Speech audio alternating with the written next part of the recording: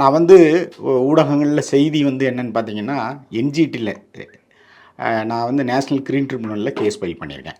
இவங்க வந்து ஊடகங்களில் வந்து ஆவின் வந்துக்கு எதிராக அப்படின்னு. நான் வந்து ஆவினுக்கு எதிராக மட்டும் இல்லை, தமிழ்நாடு முழுமைக்கும் இருக்கக்கூடிய இந்த பால் பாக்கெட் வந்து பால்தீனு ஏறத்தாழ 3 கோடி குடும்பம் தமிழ்நாட்டில் இருக்குது.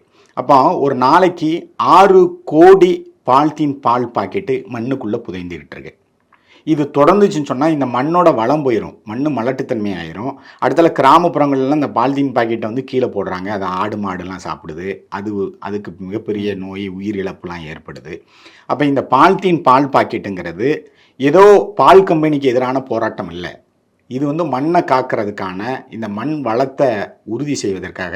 இப்போ நீங்கள் சத்குரு ஜக்கி வாசுதேவ் எடுத்துக்கிட்டிங்கன்னா, அவர் வந்து பார்த்தீங்கன்னா வேர்ல்டு ஃபுல்லாக வந்து ஒரு மிகப்பெரிய டூர் போனார், மண் காப்போம் அப்படின்னு சொல்லிட்டு. இப்போ இந்த பேட்டியின் வாயிலாக நான் சத்குரு ஜக்கி வாசுதேவுக்கு கூட ஒரு ஒரு ஒரு கோரிக்கை வைக்கிறேன்.